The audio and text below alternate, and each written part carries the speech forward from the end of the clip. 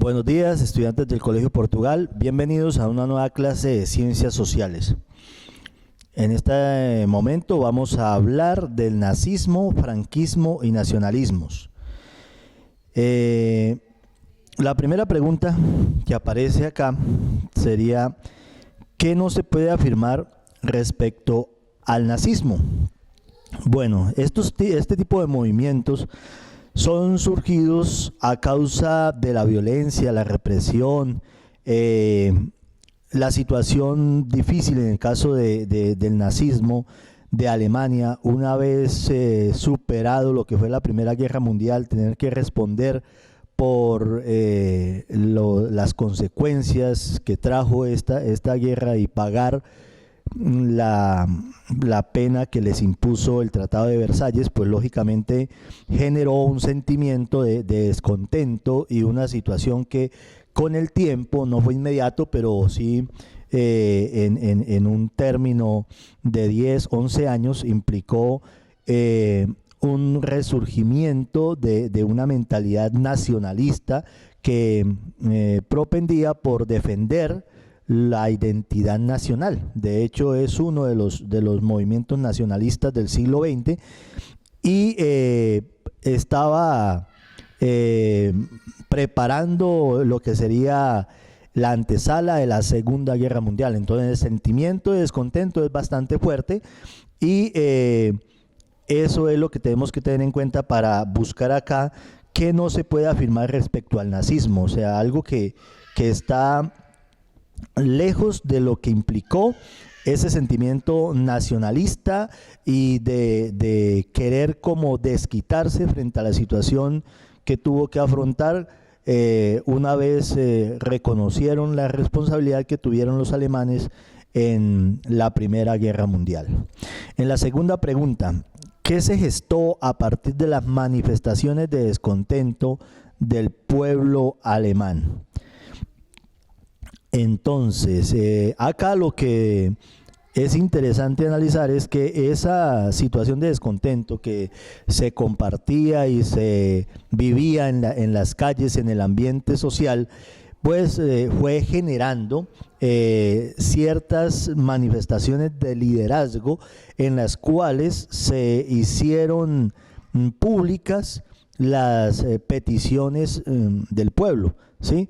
Entonces no vamos a reconocer como tal a una sola persona que comandó las ideas del movimiento nacionalista, sino que vamos a ir mirando cómo fueron distintos líderes sociales los que asumieron esa condición natural de representar las voces del pueblo y pues ir fortaleciendo el sentimiento de lucha y como de querer reivindicarse frente a la situación política que estaban viviendo como nación.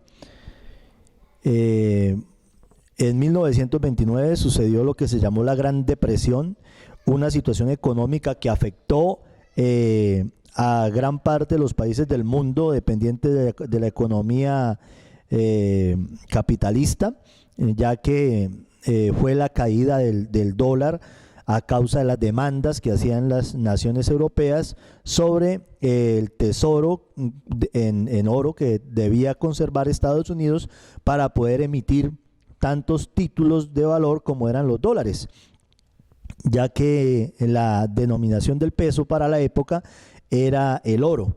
Todo dinero, toda emisión de dinero se respaldaba en las arcas de los bancos que conservaban el oro, por el cual era intercambiable el dinero como un título o valor.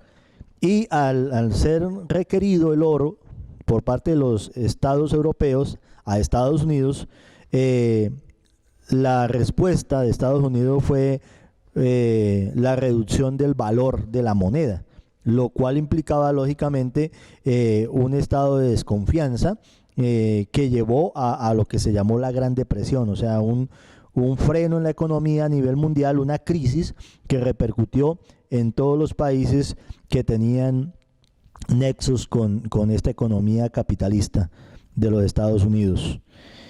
En la tercera pregunta tenemos: ¿qué se puede inferir a partir del protagonismo de los tecnócratas del Opus Dei en el gobierno de Franco?